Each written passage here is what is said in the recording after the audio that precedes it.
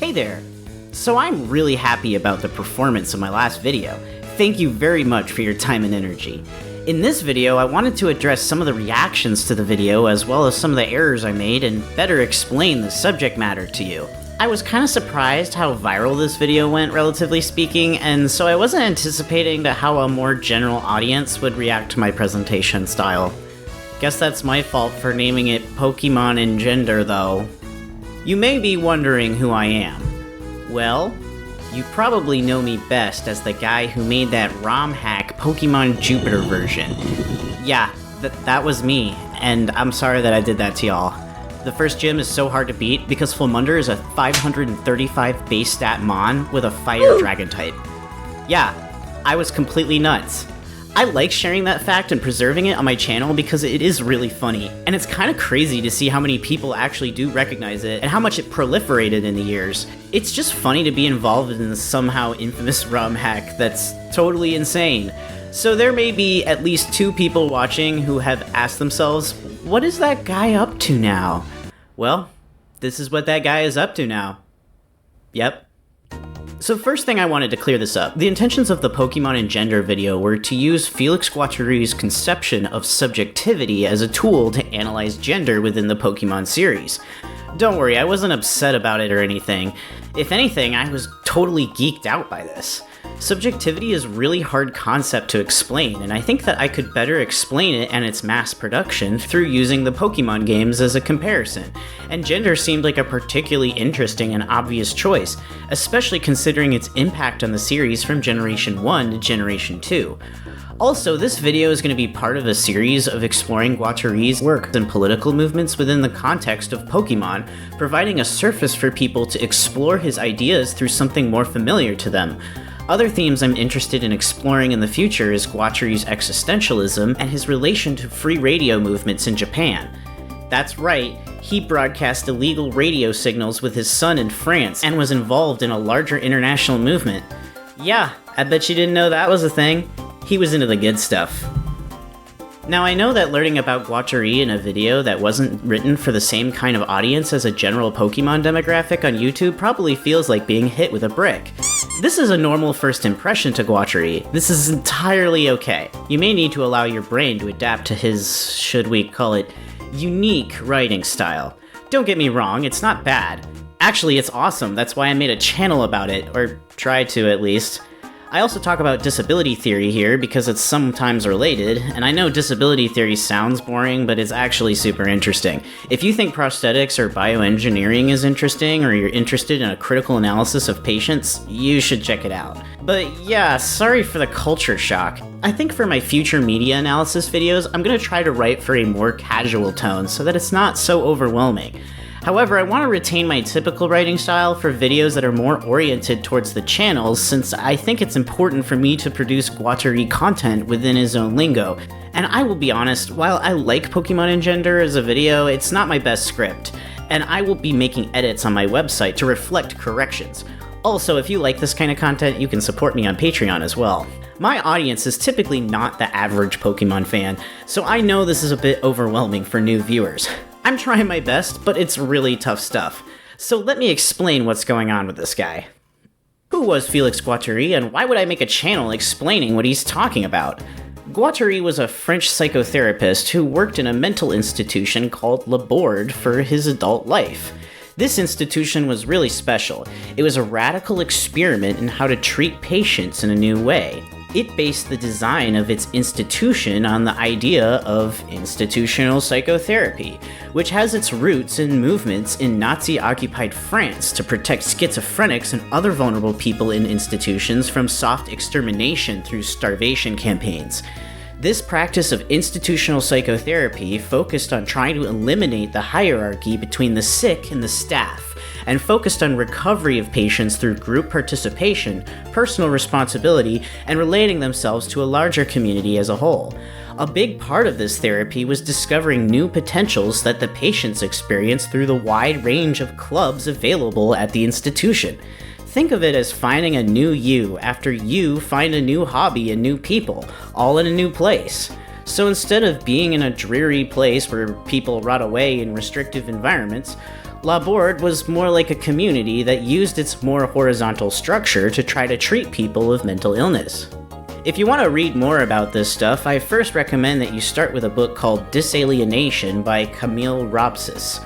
This book positions the institutional psychotherapy movement within historical events in France and helps understand what Guattari and his colleagues were really up to. When before, I'm sure many of you thought that they were just pretentious writers hiding away in ivory towers. Anything but. This movement was always very political and situated vulnerable people like schizophrenics, immigrants, and prisoners in the forefront. I also really like how this book ties France Fanon and Algeria into the narrative, which can often be neglected when just focusing on France itself. The other two books I would recommend are texts by Guattari himself, Chaosophy, which is an essay collection, and Psychoanalysis and Transversality, a collection of his earlier psychoanalytic and political writings. Guattari is a notoriously difficult writer, even if you're trained in all the psychoanalytic lingo, but I find his works in Chaosophy are the easiest to understand and get started with understanding his work. Psychoanalysis and Transversality is a more technical text, but some of the essays are more readable, and it also discusses interesting psychiatry practices at Laborde. It also preps you for the exercise of adapting how Guattari writes, because God knows that you're going to need it. The thing that's important to know about Guattari, though, is that he's most famously known for his work with Gilles Deleuze, who is what we in the field like to call a big-brained philosopher. Deleuze was pretty smart himself, being a master of all sorts of different philosophers and with his own sharp and creative angle. This guy basically saw Guattari and could tell right away that he was a mad genius, but the kind of mad genius that needs to be organized through discipline. This was a guy who was all over the damn place. He made Guattari write on his own a bunch of notes every morning to tell him his ideas and whatever was on his mind, which Deleuze would later assemble into the groundbreaking book Anti-Oedipus. And what is cool about these notes is that they're published as the Anti-Oedipus papers, so you can go read them yourself and compare them to the final book. Together, they worked to formulate schizoanalysis, a constantly evolving and adapting approach that tries to produce new futures by changing not just the world, but the story that we receive from it. When you think of post-structuralism, you can't leave out these two. The problem is, though, you'll soon discover is that Deleuze usually gets the limelight while Guattari is less known. As a result, Guattari's unique ideas and philosophy is usually interpreted through the lens of Deleuze. But he was so much more than that, and I'm not alone in that belief. Guattari was a globe-trotting theorist who organized many groups with big, ambitious, and experimental new ideas. He even tried to make a movie, and so this wild world of Félix Guattari is lost on the general public who only knows about this nerd through Deleuze, who is a very tough philosopher to read. So I try to make this channel to make his content more accessible, or at least I've tried. But unfortunately it seems his writing may have rubbed off a bit on me according to the comments.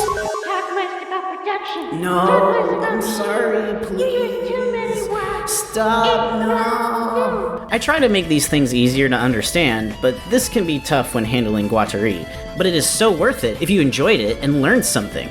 For me, I like to read his stuff slowly and in chunks so I can focus on what he's saying.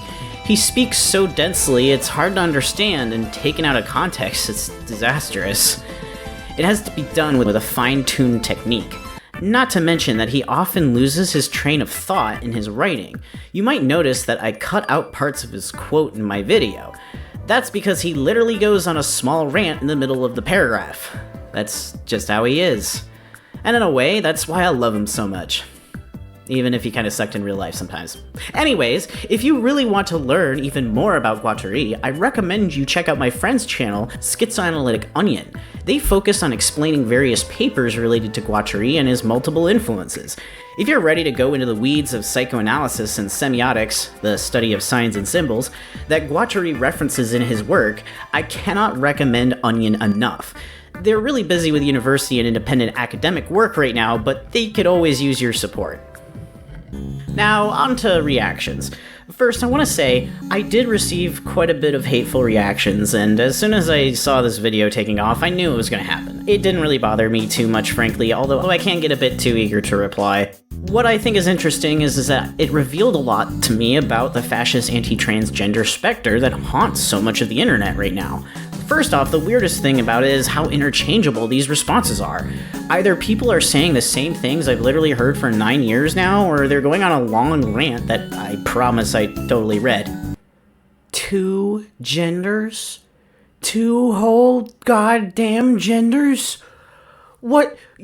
Nobody told me this. Nobody told me about this. No. All of this homogenizes into nothingness. But I want to clarify some things for the audience. I don't usually talk about it much, but I'm what the whippersnappers call a female to male transgender sexual individual. That means I was born as a girl, what a lot of trans people call assigned at birth, and I take testosterones for reasons that include masculinization. So it is very weird to me that a lot of people seem to believe that I was talking over girls playing video games as kids, but like, I literally showed myself as a kid right there in the video. I was that girl at one point. This is who I'm talking about when I talk about experience of Pokemon gender. It really is just reinforcing the reality that FTMs basically don't exist, which I suppose has its advantages and disadvantages, but also that the experience of girls doesn't matter if they differ from the status quo. To me, the distinction doesn't matter. Misogyny is misogyny. But overall, I think the reaction was quite positive. I think it's a little concerning, though, that people believed that the point of my video was for transgender people to discover their true identity through gender as an interface. That's not really it. And my point was not to focus on what developers consciously wanted to produce in their games either. Really, I wanted to focus more on the unconscious environmental influences that produce these choices.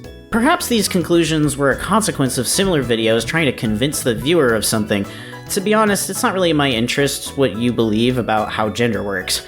Rather, I was trying to focus on how the literal machines of gender programmed on the cartridge can make certain kinds of gendered realities between the player and the game, and what possibilities that means for other kinds of machines, such as those that happen in social interactions we encounter daily. This is something that Guattari calls Subjectivity Production, the creation of this little world that is in between our bodies and the screen. You can now probably see how this is like a junction or terminal or different machines interacting in all sorts of different ways. Of course, this world that's created is not real in the sense that the characters literally exist in reality or that you are literally the character. Nobody's saying that. But rather, there is a reality where people live in these worlds, where the game tells the player who you can really be. People spend hundreds of hours hooked up to the Pokemon games just to compete officially and have to follow the rules of breeding, or else. This process is of particular interest because it demonstrates a very clear physical example of Guattari's ideas about subjectivity and individualism, how they can be mass-produced, form different assemblages, and produce all sorts of realities. But also, since they are connected to machines of people in power, these realities are constructed towards the desire of their creators, the developer's vision of what Pokemon should be, and ultimately the desires of capital. Sure, I use my own experiences as a little girl playing the Pokemon series 25 years ago as an example, but it is not necessary that everyone has the same outcome. In fact, I believe everyone's experiences with this process will be unique, and each one is important because it represents what we know is possible at this junction. Some people won't care, some people will experiment for a variety of reasons, and some will feel truly confused and overwhelmed at the prospect. People pointed out how they picked their favorite character based on which one they liked more, and what I think is really interesting about this is that it reveals the true nature of what a gendered becoming is. It's not really about the end goal, the verification of becoming the opposite gender, but rather experimentations, quirky encounters that make us think, hey, I kinda liked how that feels. I didn't even select the gender based on being trans myself, but rather to experiment and see what each character was like to control, including their interaction with gender. And that doesn't mean you have to go as far as to want hormones or surgery. In fact, for most people, it's not even about being a woman at all, but using a woman character as a way to break from all of that strict man equals penis, woman equals vagina shit. That's what becoming woman is. It's using the woman choice to express new futures otherwise impossible. For example, like the character clothing selection in the Kalos games. It's this very just because I felt like it nature of desire that makes it so interesting.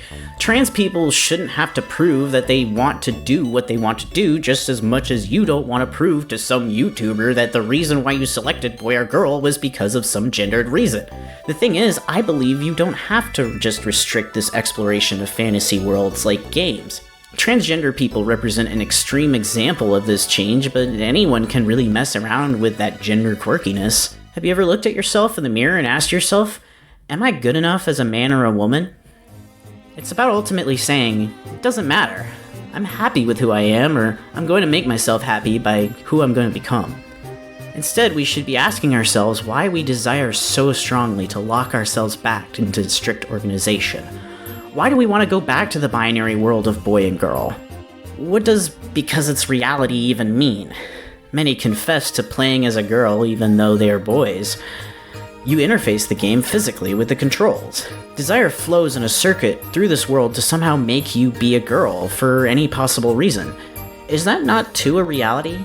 Why would anyone need a reason at all? What is the real relationship between fantasy and the futures we ultimately produce?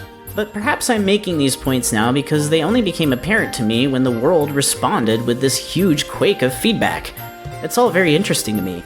The most exciting thing through this has really been having to revisit what I created and think more thoroughly about its consequences, realizing things that were never apparent to me before hundreds of people started commenting.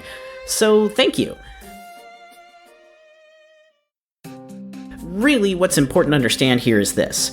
Video games back then were mass-produced in a factory millions of times and later downloaded on the internet legally and illegally many millions of times more. This produced a cool machine that you interact with that tells you who you are in the context of a video game. A trainer, a plumber, a legendary hero, or even one without an individual such as falling block puzzles. What's crazy is that Deleuze and Guattari believed that this is the same way that capitalism reproduces individuals in society. As Guattari would say it, capitalism reproduces subjectivity like how automobiles are mass-produced on assembly lines.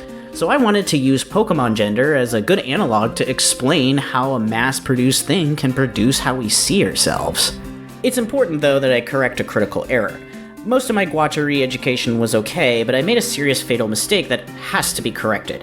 I said something about how codes are what desired the love ball into its homosexual form. But what actually desired the love ball into that way is something even crazier. It's actually the unstructured stuff producing the codes and everything else. Yeah, that includes the code, sure, but it also includes how the game's processor works or the exhausted mental state of the programmers. Not to mention the state of the Japanese economy in the late 1990s. Generation 2's mistakes were a product of a brand in a world in transition. Really, it's all of these things at once that focused at that exact position in space and time that allowed Desire to create the love ball, including the codes of gender put into the games that structured into what it could even mean for a ball to work better on Pokemon of the opposite gender. But what's amazing is that it still produced a homosexual line of flight to escape the signifying regime of heteronormativity in Generation 2. Isn't that neat? And to explain better what Guattari really means about this subjectivity interiority stuff, what he is basically trying to say is that it's not merely the act of thinking that produces a subject. You're not just existing just because you think. Instead, you exist because you are at the intersection of all of these machines that are surrounding you. Things like physical machines, like the computers, cars, phones, books, and tools, but also your social interactions, economic relations, politics, experiences with your body, gender, and race, and things like that. And even our relationship with ecology or physics. These are all machines. And Guattari believed that all of these machines were a result of the kind of production that produced the machines, but also the stuff flowing through the machines and all that weird stuff in between that we can't see. Especially that weird stuff. And this system is continuously influencing itself to build new machines, new territories, determining what exists and what doesn't exist over time, shifting what it even means to exist. With Guattari, meaning does exist, structure does exist, but it changes over time and is not essential to any hierarchical superstructure. Stuff just happens, and when something unpredictable happens, structures we observe change to adapt. Guattari was interested in how these transforming machines arrange themselves, because they can grow into new things or destroy themselves. Specifically in the 3 ecologies, he is warning his readers about the threat of runaway deterritorialization. This means that all the machines break down, causing cascading effects. If you're familiar with how extinction impacts ecologies, you can understand it in a similar way here. So what makes you an individual, he is saying, is that it's a special intersection of these machines producing subjectivity. See, machines can produce subjectivity without producing individualism. Think of a game like Tetris. There's no main character or you, just the mechanism of the blocks organized on the screen and how you win points when a row is cleared. No. Individuality is special in the way that it itself is its own machine that can organize all of these interactions in a way that makes sense and centers itself around, well, itself. Not all machines actually produce subjectivity that works that way, but the intersection of where you are at does, and it is what allows you to have some level of self-reflection. But the thing is, remember what produces that subjectivity. It's not you, it's your environment. And so, a game like Pokemon can be mass-produced in a factory to be its own subjectivity-producing machine that replicates a certain experience across millions of people, allowing for this whole Pokemon world to even exist in the first place. A world directly connected to the people who own the production line. That's the power of media, that's the power of art and ideas, and that's the power of machines, according to Guattari. One thing I noticed too is that I really felt like I missed the opportunity to talk about a subject called faciality, a concept developed by both Deleuze and Guattari that uses the concept of special machines that work like masks to organize semiotic polyphonic flows into binary codes. Yeah, probably best that I'm pushing that one to a future date. For now, what I basically mean is a system that can organize disorganized, unstructured stuff into yes-no categories rapidly. However, you can probably tell it's a really dense subject that I need to brush up on in my research, and it's underrepresented in Deleuze studies, so this would be a later video in the series. For now, if you really want to dive into the subject, I have a good summary of the faciality plateau. Yeah, that's what the chapters are called in their book, 1,000 Plateaus.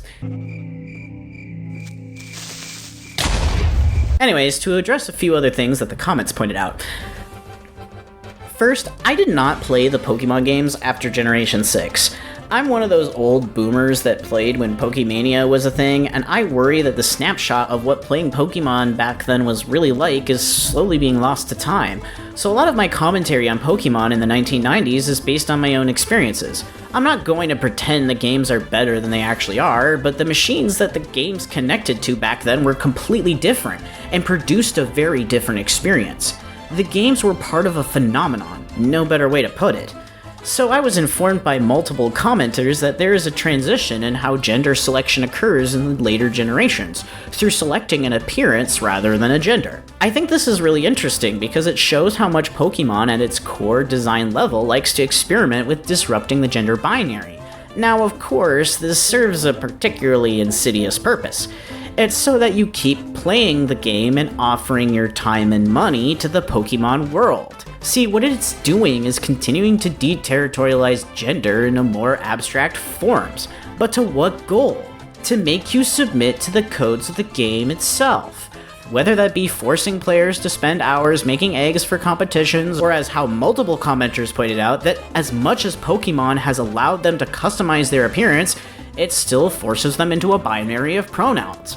To really find a new world of gender, maybe one needs to look beyond the Pokemon games as they are intended, and see the new world that is created in its wake, but along with everything else. Stuff like ROM hacks, but also speedruns, glitching, and other social activities. But also perhaps using the language of Pokemon to communicate a world of possibilities outside of it, even outside of video games and into the real world. After all, many of us know what the Pokemon Breloom and Bullet Seed has been associated with, for example. It's also interesting that multiple regressions in this relation to gender have taken place. Apparently, in some parts of the anime, which I only know about from the earliest episodes, gender was strictly enforced after long periods of more open periods, such as with the transition from Pokemon contests of Hoenn and Sinnoh in comparison to X and Y's Pokemon showcases, which are an exclusively all-girl event. while Pokemon Mystery Dungeon Gates to Infinity closed off what gender could be entirely in international releases by removing gender selection, which ironically defaulted the gender of the character back to male for the purpose of the game. Also, this guy pointed out that genderless Pokemon actually are gender unknown. Wait, did I really screw that up? Oh my god, I did. That's embarrassing. Well, okay. I don't really think this shakes up the analysis too much, but it is interesting to think about. I think Pokemon in the No Eggs Discovered group are probably the closest thing to genderlessness, the legendary abstract idea Pokemon who manifest bodies as a means to have representational power. But gender unknown Pokemon who are in egg groups may represent some kind of gender that exists outside of a typical binary, such as those seen in some species like slime molds. And what's interesting is that I was reminded of Blanc. Okay, it's Blanc, right? Okay, I'm going with that. I was reminded of Blanc, the gender unknown leader of Team Mystic. Their character, unlike the overzealous male Spark and passionate female Candela, is one with a distant and calculating personality, but who can be very embarrassed if caught off guard, a psychological machine called a defense mechanism that obscures the true self. Some may interpret this as a Freudian mechanism against their own fear of revealing their gender, but that is an assumption that pulls Blanc back into the gender binary. The more interesting scenario is that Blanc obscures themselves because of the gender binary itself. It could be possible that they are intentionally escaping the representation of the binary by avoiding its most pronounced visual signifiers, and for any suitable coexistence with their ambiguous gender identity has to repress representations that may be coded as excessively male or female. They are calculating to protect themselves from assimilation, gender being just one form of it. But hey, that's just a theory. A game theory. Thanks for watching. Overall, I'm really glad that there's been an overall positive response to the video. It's honestly not my best work, but I think the catchy title attracted people's attention. Well, there's gonna be more where that came from, and I really hope that you like what I'm gonna make next. But for now, I'm building a video game for a game jam. It's actually for making games for visually impaired people, but I'm currently pretty early in development. I'll have a demo available by the end of the month, though. I hope you enjoy it, and participate if you can, because it's a great thing to mess around with. For now, though, I'll see you later. My future projects include continuing this Pokemon project, talking about Sonic Adventure 2 a little bit, and also making more videos focused on Guattari and disability stuff.